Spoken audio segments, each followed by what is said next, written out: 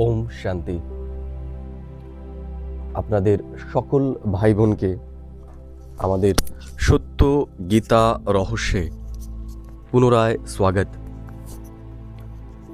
আগের দিন আমরা মহাভারত এবং গীতার ঐতিহাসিকতা নিয়ে আলোচনা করেছিলাম।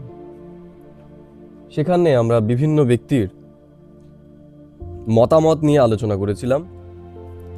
বিশেষ ক্ষেত্রে সেখানে আমরা বাল গঙ্গাধর তিলকের লেখা গীতা রহস্য এবং ফ্রান্সিসীয় ঐতিহাসিক জেমস স্মিথের কথা উল্লেখ করেছিলাম। তার লেখা the great epic of India, এই বইয়ের রেফারেন্স নিয়ে আমরা দেখেছিলাম যে তারা এটাই বলেছিলেন যে মহাভারত বা গীতা কোনো ঐতিহাসিক গ্রন্থ নয়, বরঞ্চ আমাদের জীবনে শিক্ষা প্রদানকারী কোনো নৈতিক বা আচরণবাদী বই। আজকে আমরা মহাভারতের ঐতিহাসিকতার বিষয়েই দ্বিতীয় ভাগ নিয়ে আলোচনা করতে চলেছি। সেখানে আমরা আলোচনা করব যে গীতার ভেতরে কতটা মৌলিকতা আছে। এখানেও ঠিক আমরা বিভিন্ন ব্যক্তির রেফারেন্সগুলো যতটা আমরা পারব সেগুলো উল্লেখ করব। আপনারা যদি মনে করেন আরও বেশি রেফারেন্স আমাদের দেওয়া উচিত, তাহলে আপনারা অবশ্যই কমেন্টে জানাবেন। আমরা অন্যান্য রেফারেন্স বইগুলোর কথাও উল্লেখ করব। কারণ অনেক সময় সমস্ত রেফারেন্স বইগুলোর কথা বলতে গেলে পরে ভিডিও অনেক লেন্দি হয় এবং ভিডিওর যে রিদম থাকে সেটাও নষ্ট হয়। এ কারণে আমরা সবসময় সমস্ত রেফারেন্স ঠিক দিয়ে উঠতে পারি না। আরেকটা বিষয়, শ্লোকগুলো উচ্চারণ করতে গিয়ে হয়তো আমার একটু সমস্যা হতে পারে। আশা করি আপনারা একটু কম্প্রোমাইজ সেই ক্ষেত্রে করে নেবেন। আসুন তবে আমরা জেনে নিই যে গীতার কতটা মৌলিকতা আছে। महाभारत और गीता की मौलिकता पर विचार करने से पहले हमें यह भी ध्यान में रख लेना चाहिए कि इन ग्रंथों को लिखे हुए कितना समय हुआ है। তাহলে আজকে আমরা গীতার মৌলিকতা বা ঐতিহাসিকতা আলোচনা করতে গিয়ে যে বিষয়টা সম্পর্কে আলোচনা করব সেটা হলো গীতা বা মহাভারত রচনা কাল কবে।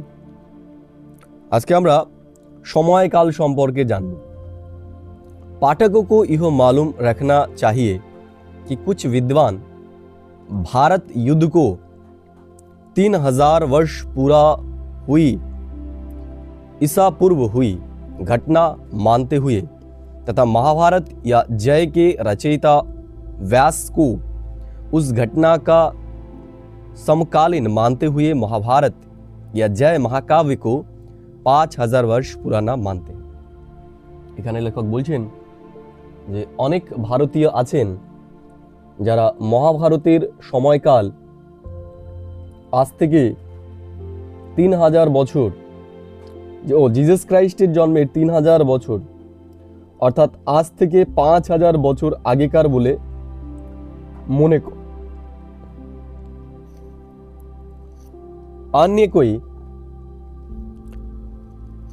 अन्य कोई इस कथा का सर्वप्रथम संकेत पाणिनि के व्याकरण में हुआ होने के कारण इसकी आयु 2300 या 2400 वर्ष ही की आंकते हैं। অন্যদিকে কিছু কিছু ব্যক্তি এই মহাভারতের রচনাকাল সেটা পাণিনির লেখা অনুসারে আজ থেকে 2300 থেকে 2400 বছর আগেকার মনে করেন। कुछ ऐसे भी लोग हैं जो इसमें यौवन शको इत्यादि का उल्लेख होने के कारण इस ग्रंथ के कुछ भाग ईसा पश्चात 200 या 300 वर्ष पुराने मानते हैं। ঠিক একই রকমভাবে অনেক ঐতিহাসিক আছেন যারা মহাভারতের রচনাতে জবন এবং শকদের উল্লেখ থেকে মনে করেন যে এই মহাভারতের রচনাকাল আজ থেকে जीसस क्राइस्टेर जन्मेर 200 থেকে 300 বছরের মধ্যে রচনা করা হয়েছে। हम यहाँ इसकी पूर्णत यही आयु संबंधी विवाद में ना पड़कर अपने विचाराधीन विषय पर चर्चा के हेतु इस ग्रंथ की आयु 2300 और 2000 वर्ष के बीच की ही मान लेते हैं। এখানে লেখক বলছেন যে আমাদের সুবিধার জন্য আমরা ধরে নিচ্ছি যে গ্রন্থের রচনাকাল আজ থেকে 2300 থেকে 2000 বছরের মধ্যে। এই প্রসঙ্গে আমি একটু কথা বলতে চাই, সেটা হলো আমাদের হিস্ট্রিতে বলা হয়েছে যে মহাভারতের রচনাকাল জিসাস ক্রাইস্টের জন্মের ঐতিহাসিকরা যেটা বলেছেন সেটা হলো মহাভারত কোনো একটা নির্দিষ্ট টাইমের মধ্যে লেখা হয়নি, সেটা একটা পর্যায়ে লেখা হয়েছে। ঐতিহাসিকরা বলেন যে মহাভারতের রচনা জিসাস ক্রাইস্টের জন্মের 500 বছর আগে থেকে জিসাস ক্রাইস্টের জন্মের 500 বছর পর অর্থাৎ 1000 বছর ধরে বিভিন্ন পর্যায়ে লেখা হয়েছে। এটা আমাদের ইতিহাসে যেটা বলা হয়েছে সেটার কথা বলছি আমি এখানে। এখনো পর্যন্ত যেটুকু পড়া হয়েছে সেখানে লেখক এই কথাটা বলেনি, আমরা যেটা ইতিহাসে পড়েছি আমি সেটার কথাই বললাম এখানে। তাহলে দেখুন লেখক সামনে কি বলে সেটা আমরা দেখি। अब यह बात तो निर्विवाद ही है कि 2000 या 2300 वर्ष में भारत में अवर्णनीय परिवर्तन हुए हैं। তাহলে এই ক্ষেত্রে বলা যেতে পারে যে এই যে লাস্ট আমরা 2000 বা 2300 বছর দেখছি, এখানে ভারতবর্ষে কিন্তু অবর্ণনীয় পরিবর্তন হয়েছে। इस अवधि में कितने ही राजवंश ने राजसत्ता पाई है और कितनों ही ने गवाई है। তাহলে আমরা দেখতে পাবো যে এখানে কত রাজবংশ তাদের রাজত্ব পেয়েছে এবং রাজত্ব হারিয়েওছে। इस अवधि में कितने ही राजवंश ने भारत के बाहर के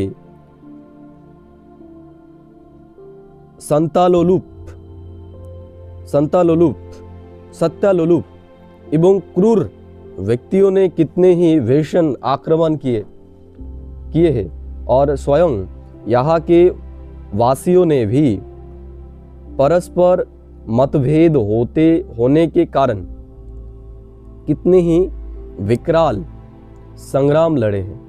তাহলে আমরা দেখেছি ভারতীয় ইতিহাসে কত বড় বড় উপজাতি ভারতবর্ষের উপর আক্রমণ করেছে। এছাড়াও ভারতবাসীরা নিজেদের মধ্যেই কত সংঘর্ষে লিপ্ত হয়েছে। গোয়া यहाँ अनेक राजनीतिक, सांस्कृतिक एवं धार्मिक বিপ্লব आए हैं।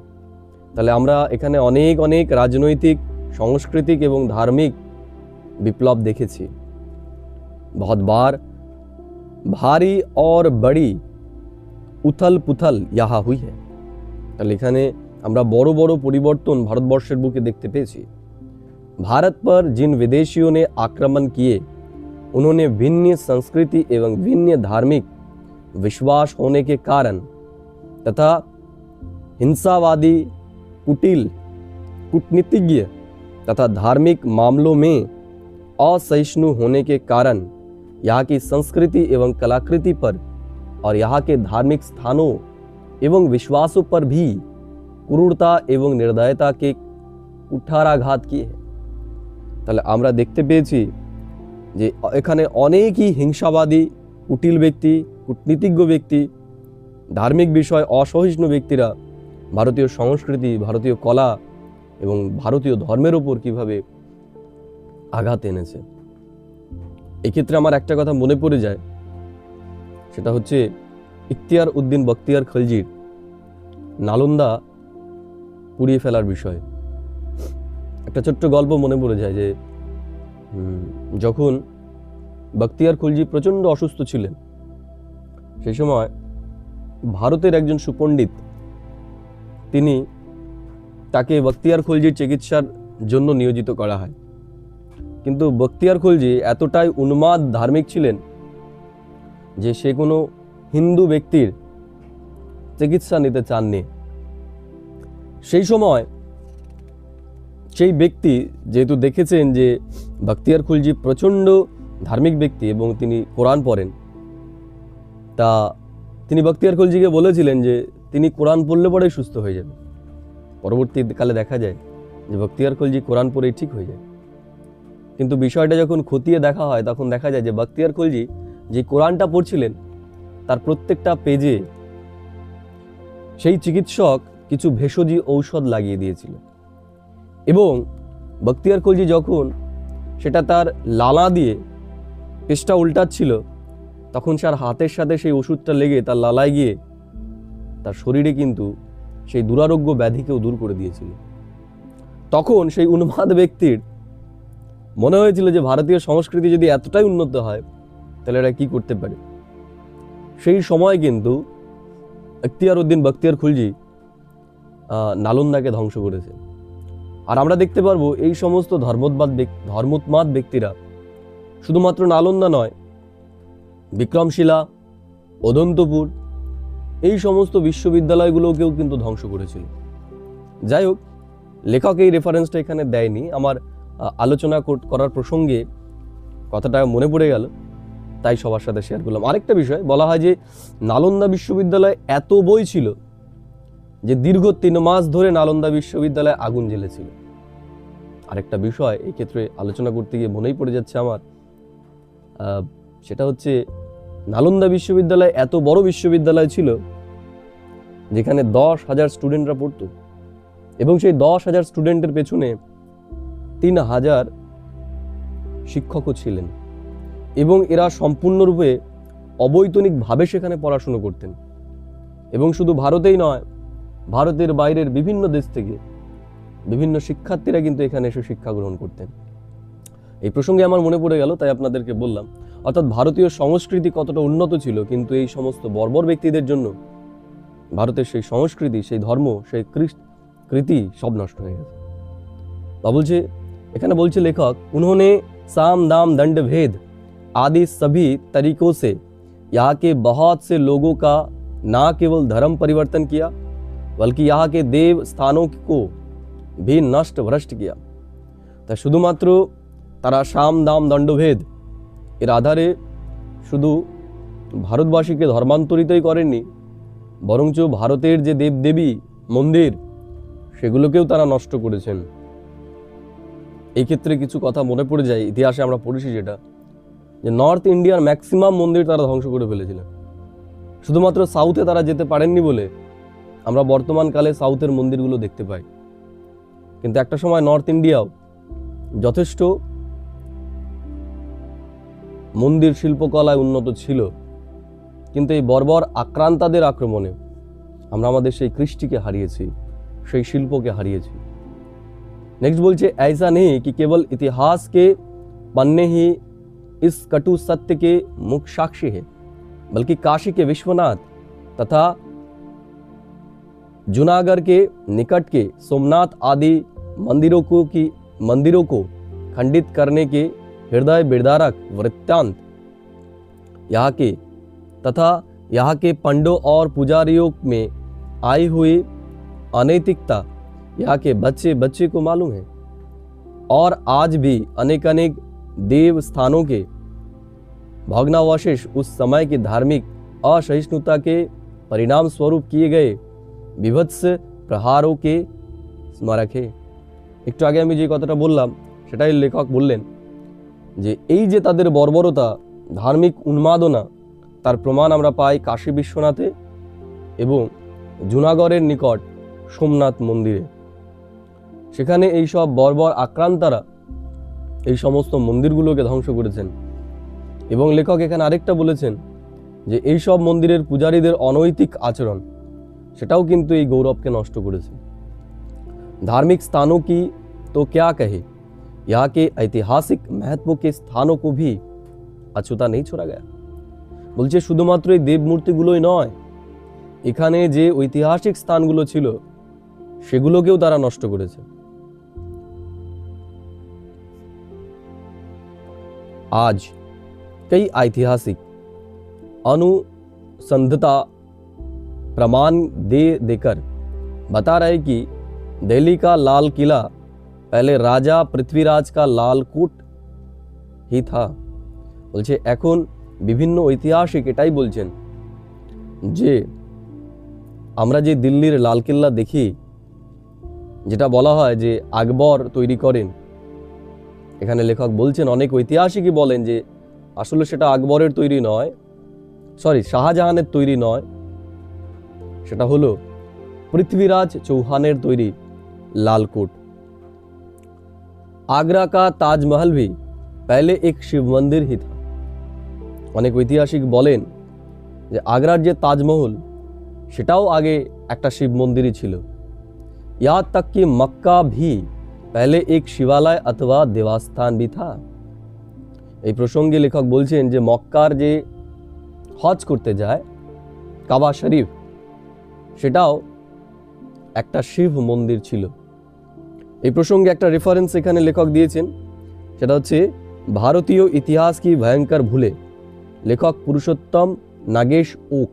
মানে এই যে রেফারেন্সগুলোর কথা বলা হলো, যে দিল্লির লালকেল্লা পৃথ্বীরাজ চৌহানের ছিল, লাল কোট ছিল, এবং তাজমহলের কথা, এবং এই যে বলা হলো যে মক্কা একটা সময় শিব মন্দির ছিল, এই রেফারেন্সগুলো আপনারা পেয়ে যাবেন ভারতীয় ইতিহাস কি ভয়ঙ্কর ভুলে, লেখক পুরুষোত্তম নাগেশ, এনার বই থেকে।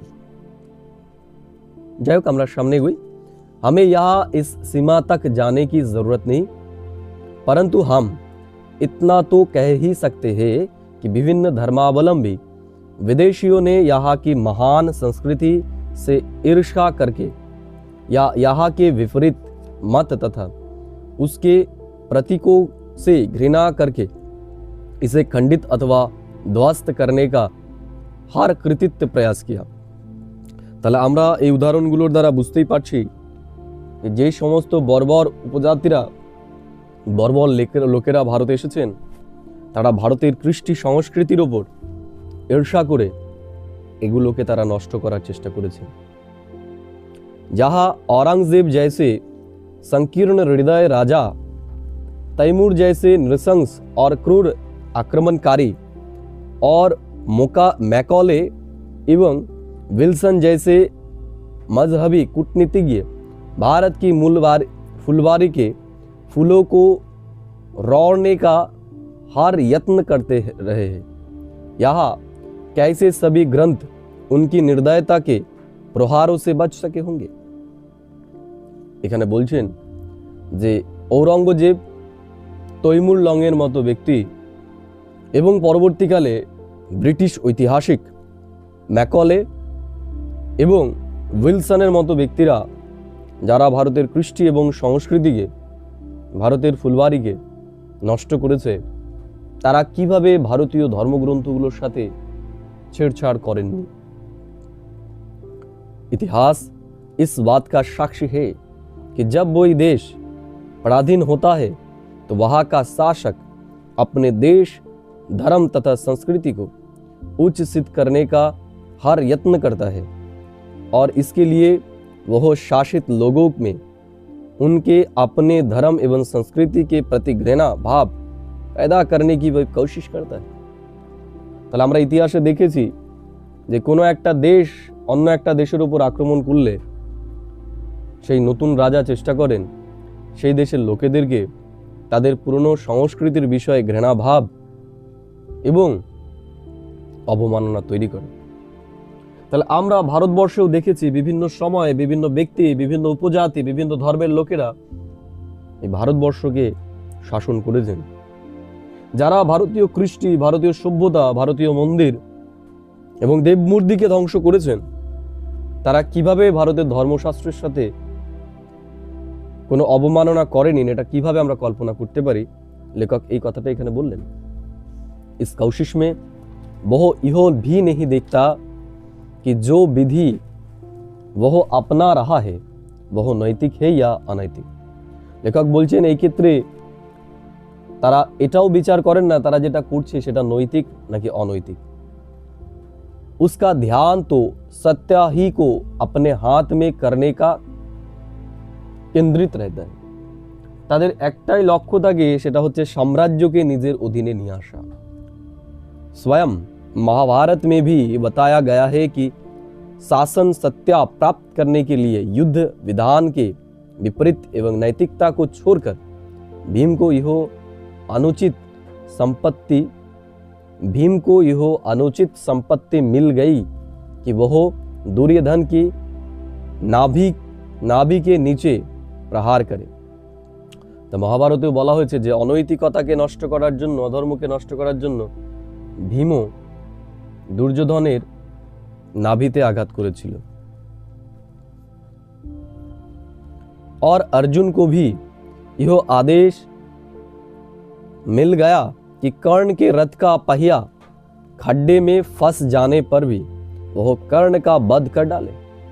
আমরা মহাভারতেও দেখেছি যে সাম্রাজ্যকে স্থাপন করার জন্য যারা ধার্মিক তারাও অধর্মের আশ্রয় নিয়েছিলেন। এক্ষেত্রে লেখক বললেন ভীমসেনের দুর্যোধনের নাভিতে আঘাত করা এবং অর্জুনের কর্ণের রথ কাদায় ফেসে যাওয়া সত্ত্বেও তার উপর আঘাত করা। यदि महाभारत ग्रंथ की रचना के जमाने में ऐसी कल्पना की जा सकती थी तो उसके बाद के दिनों में तो हर प्रकार के हेरफेर एवं अनैतिक कर्म हो सकने की संभावना थी। বলছে মহাভারতে যেই সময় ধর্মের সময় চলছে এবং দেখানো হচ্ছে ভগবান তাদের সাথে রয়েছে, তারাও যদি অনৈতিকতার আধার নেয় তাহলে পরবর্তীকালে এই সমস্ত ব্যক্তিরা তারা কতটা সাম্রাজ্যকে বিস্তার করার ক্ষেত্রে নিচে নামতে পারে সেটা একটু চিন্তা করারই বিষয়। ऐसी स्थिति में कौन कह सकता है कि महाभारत और गीता में काट-छाट, घटावरी या तोड़-जोड़ के पर्यंत नहीं किए गए होंगे। তাহলে এটাই বিষয় যে আমরা কি করে হলফের সাথে বলতে পারি যে মহাভারত এবং গীতার সাথে কাটছাট হয়নি, জোর তোর হয়নি, তাই না? তাহলে যেহেতু সেই সময় আমরা ম্যাক্সিমাম দেখব যে বিদেশিরাই অধিকার করেছে, তাহলে তারা অবশ্যই তাদের মন্তব্যগুলো সেখানে পেশ করেছেন। আমরা আমাদের সংস্কৃতির প্রতি যাতে ঘৃণা ভাব তৈরি হয় আমাদের, विशेषकर जब गीता को मुखाग्र करने का रिवाज नहीं था और वह अभी इतनी अधिक लोकप्रिय नहीं हुई थी जितनी कि वह शंकराचार्य के बाद प्रिय हुई, और अभी उसके मुद्रण के भी साधन ज्ञात नहीं थे, तब तो ऐसे प्रयत्न सफल भी हो सकते थे। तो এখানে বলছে যে যখন লোকের মুখে মুখে এটা ছিল, লোকের সবাই এটাকে বলতে পারতো না এবং লিখিত রূপেও সেটা প্রচলিত হয়নি, তাহলে কি করে আমরা বলতে পারি যে এটার ভেতরে কোনো কাটছাট হয়নি। इस पर भी सूतों की तो कुछ प्रवृत्ति ही इस प्रकार की थी कि वो प्राचीन ग्रंथों में खूब उतर बैद तथा मोड़ जोड़ करते थे। এখানে বলছে যে যারা সুত তারা এই জন্যই বিখ্যাত যে তারা ভীষণ রকমভাবে তোড়ফোড় আর মোর জোর অর্থাৎ নতুন নতুন আসল বিষয়গুলোকে বের করে দিয়ে নতুন নতুন বিষয় নিয়ে আসা, এটা তারা করেছে। फिर उन दिनों भारतवासियों का अपने इतिहास को सुरक्षित करने की और ध्यान भी नहीं था, আর সেই সময় ভারতবাসীদের তাদের ইতিহাসকে সুরক্ষিত রাখতে হবে এই বিষয়েও তাদের বিশেষ ধ্যান ছিল না। तथा ग्रंथकार में यह भी विराज था कि वो ग्रंथ लिखकर अपने गुरु या किसी प्रसिद्ध लेखक के नाम कर देते थे तथा पूर्व लेखकों की रचनाओं में निसंकोच परिवर्तन भी कर देते थे। তাহলে এখানে লেখক বলছেন যে ম্যাক্সিমাম লেখকই তখন কি করতেন, তার গুরুদেরকে তারা তাদের লেখা সমর্পিত করতেন, অর্থাৎ তাদের নাম না দিয়ে গুরুদের নাম দিতেন এবং তারা পূর্বের লেখাগুলোতেও নিজের ইচ্ছা অনুসারে পরিবর্তন নিয়ে আসতেন।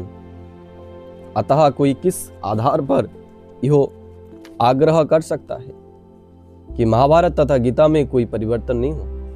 তাহলে আমরা কিভাবে সিউরিটির সাথে বলতে পারি যে মহাভারত এবং গীতাতে কোনো পরিবর্তন নিয়ে আসা হয়নি। আমরা ঐতিহাসিকতার বিষয় আলোচনা করতে গিয়ে দুটো রেফারেন্স আরো দিয়ে দিচ্ছি। সেটা হচ্ছে उदाहरण के तौर पर राभ चिंतामणि राव वैद्य इसे आज से लगभग 5000 वर्ष पुराना मानते हैं। राजा राम शास्त्री भी ऐसा ही मानते हैं। माने महाभारत रचनाकाल डॉक्टर राधाकृष्णन, वनडे डॉक्टर राघु भांडारकर, बिटर्निड्स, तिलक, गार्बे इत्यादि इसे लगभग 2300 से 2400 वर्ष पुराना मानते। মানে এখানে রাধাকৃষ্ণনের কথা বলা হয়েছে, ভান্ডারকরের কথা বলা হয়েছে, আর বিটার্নিজের কথা বলা হয়েছে। তারা মনে করেন যে মহাভারত রচনাকাল 2300 থেকে 2400। এরপরে আমরা আলোচনা করব যে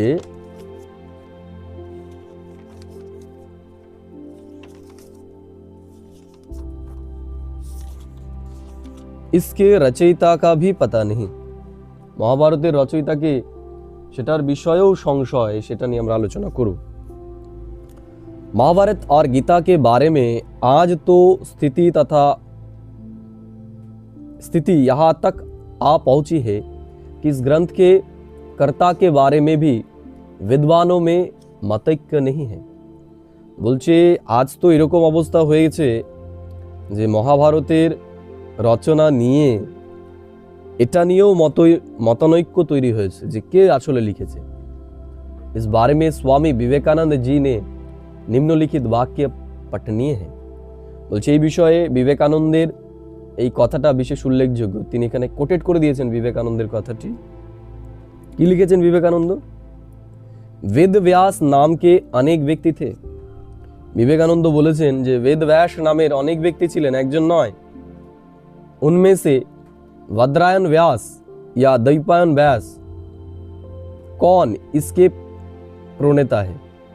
বলছে এর মধ্যে বদ্রায়ন ব্যাস এবং দ্বৈপায়ন ব্যাস কে এর প্রণেতা, লেখক? व्यास तो केवल एक उपाधि है। व्यास একটা উপাধি ছিল। जिस किसी ने पुराण या शास्त्र की रचना की वही व्यास। বলছে व्यास একটা উপাধি ছিল, যেমন এখন টিচার, ডক্টর আমরা বলি, তেমনি ব্যাসও সেই সময় একটা উপাধি ছিল। যারা পুরাণ এবং শাস্ত্র রচনা করতেন তাদেরকে ব্যাস বলা হতো। এটা বিবেকানন্দের কথা। व्यास नाम से पुकारा जाने वाला लगा। তাহলে যারা উপনিষদ রচনা করতেন তাদেরকে ব্যাস বলা হতো। इतिहास में व्यास के समान ही विक्रमादित्य एक सामान्य नाम है। ঠিক ব্যাসের মতনই বিক্রমাদিত্য হচ্ছে একটা সামান্য নাম। সেই সময় ম্যাক্সিমাম রাজা তাদের নামের সাথে বিক্রমাদিত্য কথাটা উল্লেখ করতেন। যেমন এই প্রসঙ্গে আমার মনে পড়ে যায় ইতিহাসের দ্বিতীয় চন্দ্রগুপ্ত গুপ্ত যুগের যে অন্যতম শ্রেষ্ঠ রাজা ছিলেন, তারও কিন্তু উপাধি ছিল বিক্রমাদিত্য।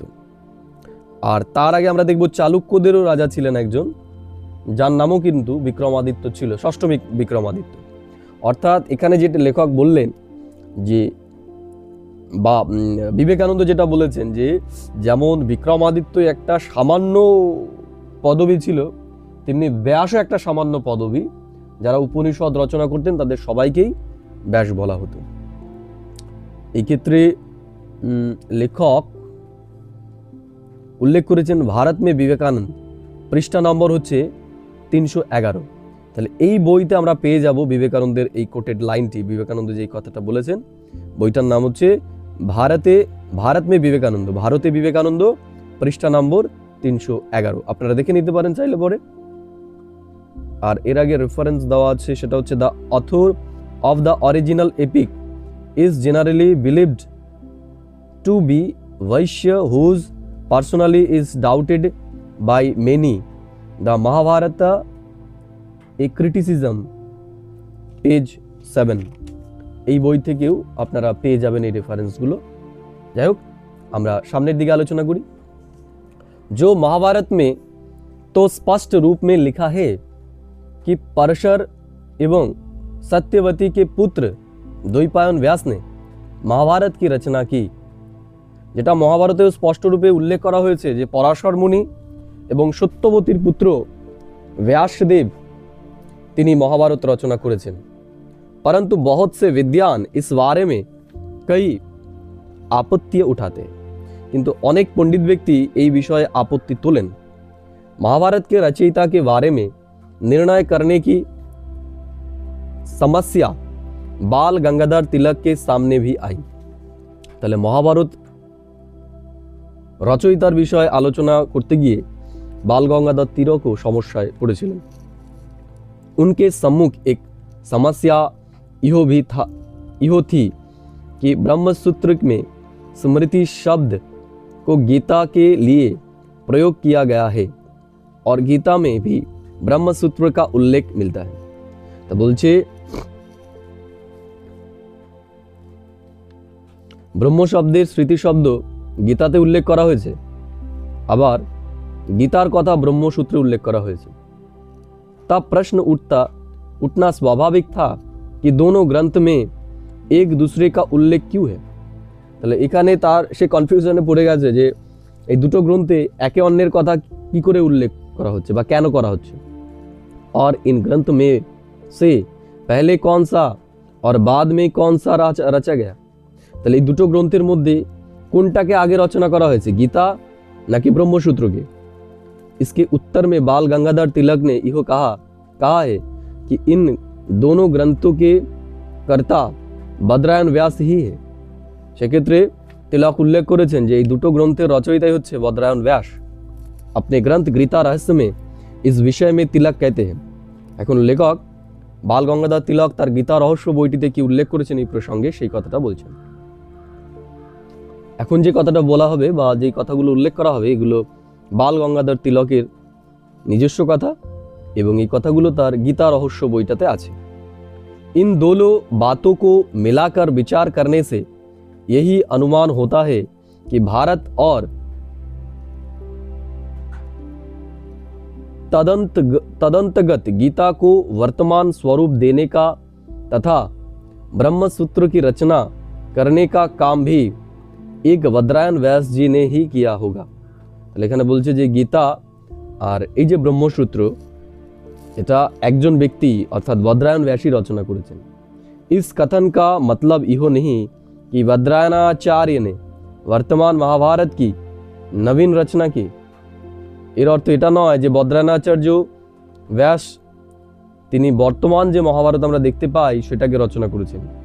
हमारे कथन का भावार्थ ये महाभारत ग्रंथ के अति विस्तृत होने के कारण संभव है कि বদরায়ণাচার্য के समय उसके कुछ भाग इधर उधर बिखर गए हो। বলছে মহাভারত অতি বিস্তৃত হওয়ার জন্য হয়তো মহাভারতের কিছু কথা এই দিক ওই দিক হয়ে গেছে।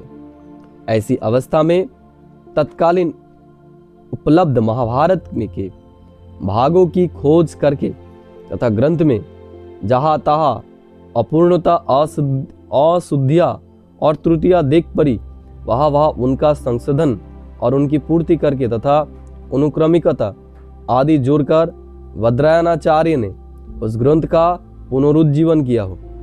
বলছে যে মহাভারত হয়তো আগে থেকেই পূর্বে থেকেই ছিল, কিন্তু সেগুলো সবগুলো না পাওয়ার জন্য যেখানে মনে হয়েছে অমিল, সেখানেই কিছু ত্রুটি মনে হয়েছে, সেখানেই সেটাকে সংশোধিত করে তার বর্তমান রূপ দিয়েছেন বদরায়ণাচার্য, अथवा उसे वर्तमान स्वरूप दिया हो। यह बात प्रसिद्ध है कि मराठी साहित्य में ज्ञानेश्वरी ग्रंथ का ऐसा ही संशोधन एकनाथ महाराज ने किया था। এই প্রসঙ্গে বলা যায় যে মারাঠি সাহিত্যে জ্ঞানেশ্বরী গ্রন্থটা এইভাবেই একনাথ মহারাজ সংশোধন করেছেন। और वह कथा भी प्रचलित है कि एक बार संस्कृत व्याकरण महाभाष्य प्राय लुप्त हो गया था। এই প্রসঙ্গে উল্লেখ করা যায় যে কথা প্রচলিত আছে যে এক সময় সংস্কৃত व्याकरण महाभाष्य विलुप्त হয়ে গেছিল, लुप्त हो गया था और इसका पुनरुद्धार चंद्रशेखराचार्य को करना पड़ा है। আর সেটাকে পুনরুদ্ধার করেছিলেন চন্দ্রশেখর আচার্য। তিলক মহোদয়, তাহলে এই যে আলোচনাগুলো এতক্ষণ আমরা করেছি এটা হচ্ছে বাল গঙ্গাধর তিলকের নিজস্ব কথা। এইগুলো আপনারা পেয়ে যাবেন রেফারেন্স গীতা রহস্য পৃষ্ঠা নাম্বার 536। আপনারা গীতা রহস্যে এই যে কোটেড লাইনগুলো এগুলো পেয়ে যাবেন। এতক্ষণ যেই কথাগুলো আলোচনা করা হলো এগুলো बाल गंगाधर तिलकेर निजस्व कथा। तिलक महोदय इसी प्रसंग में आगे लिखते हैं, जिस गीता के आधार पर वर्तमान गीता बनी है वह वद्रायन के पहले भी उपलब्ध थी।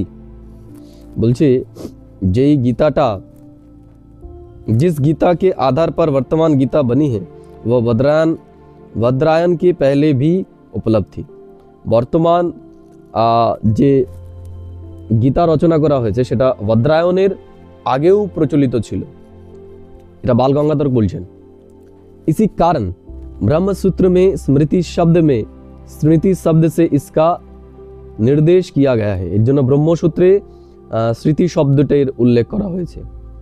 और महाभारत का संशोधन करते समय गीता में यह बताया गया कि क्षेत्रज्ञ का विस्तार पूर्वक विवेचन ब्रह्मसूत्र में किया गया है। তাহলে এই প্রসঙ্গে বলা হয় যে ক্ষেত্র এবং ক্ষেত্রজ্ঞের বিস্তারিত আলোচনা ब्रह्मसूत्र करा হয়েছে। उपरोक्त उदाहरण में कुछ शब्दों को मोटी टाइप में हमने भी पाठकों का ध्यान आकर्षित करने में उद्देश्य दे दिया है। लेखक এটা বললেন কোটের লাইনের মধ্যে, उपरोक्त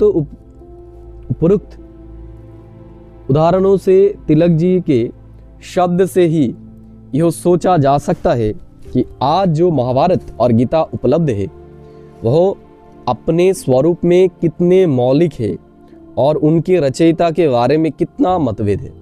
তাহলে এটা আমাদের বিবেচনার বিষয় যে বর্তমানে যে মহাভারত আমরা পড়ছি সেটা কতটা মৌলিকতায় রয়েছে। आपको यह जानकर आश्चर्य होगा कि महाभारत के शांति पर्व के 326वें 323वें 324वें एवं 333वें अध्याय को श्रीमद् भगवत के प्रथम अध्याय के 11वें श्लोक से संगति देते हुए इस निष्कर्ष पर ही पहुंचना पड़ता है कि महाभारत के कर्ता व्यास लगभग 400-500 वर्ष या कम से कम 300 वर्ष तो अवश्य ही जिए होंगे। তা বলছে যে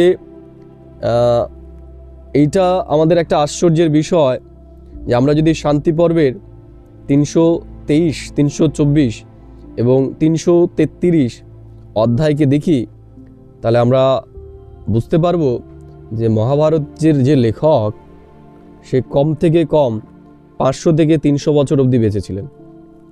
परंतु व्यास द्वारा ग्रंथित वेदों में भी लिखा है कि मनुष्य की आयु 100 वर्ष होती है, किंतु व्यासदेव নিজেই তার গ্রন্থে লিখেছেন যে মানুষের আয়ু 100 বছর হয়। तब प्रश्न उठता है कि क्या द्वापर युग में हुए व्यास जी 500 वर्ष जितने दीर्घ काल तक जीवन रहे होंगे। তাহলে প্রশ্ন ওঠে যে তাহলে দ্বাপর যুগে व्यासदेव 500 বছর কি বেঁচে ছিলেন? फिर स्वयं महाभारत में अश्वमेध पर्व में ही लिखा है कि जब भारत युद्ध समाप्त हो गया और पांडव लोग सुखपूर्वक राज्य का उपभोग करने लगे तो श्री कृष्ण जी ने द्वारका वापस जाने का अपना विचार अर्जुन को बताया। ठीक একই রকম ভাবে মহাভারতে বলা হয় যে মহাভারতের অশ্বমেধ পর্বের পরে যখন পাণ্ডবরা সুখ শান্তিতে রাজ্য স্থাপন করেছেন, রাজ্য করছেন, তখন শ্রীকৃষ্ণ তিনি পুনরায় দ্বারকাতে যাওয়ার কথা अर्जुनকে বলেছিলেন। तब अर्जुन ने श्री कृष्ण को दोबारा गीता सुनाने के लिए निवेदन किया। সে সময় अर्जुन শ্রীকৃষ্ণকে পুনরায় গীতা শোনানোর কথা বলেছিলেন। तब अर्जुन ने श्री कृष्ण को दोबारा गीता सुनाने के लिए निवेदन किया, परंतु श्री कृष्ण ने कहा कि आप दोबारा वही ज्ञान सुनाना उनके लिए संभव नहीं है। তখন শ্রীকৃষ্ণ তাকে বলেছেন যে এখন দ্বিতীয়বার তাকে আর গীতা শোনানো তার পক্ষে সম্ভব নয়। महाभारत में बताया गया है कि राज छोड़कर पर्वतारोहण स्वर्गारोहण करने तक पांडवों ने लगभग 36 वर्ष तक राज्य भोगा। তাহলে বলা হয় যে রাজ্য ছেড়ে দিয়ে পর্বত আরোহণের আগে পাণ্ডবরা 36 বছর রাজত্ব করেছিলেন। अब यदि इन 36 वर्ष में व्यास जी ने गीता लिख ली होती तो अर्जुन को और श्री कृष्ण को संतोष हुआ होता और अर्जुन उसे पढ़ लेता। अर्थात এই যে 36 বছর, এই 36 বছরে যদি ব্যাসদেবের দ্বারা গীতা রচনা হয়ে যেত তাহলে অবশ্যই শ্রীকৃষ্ণ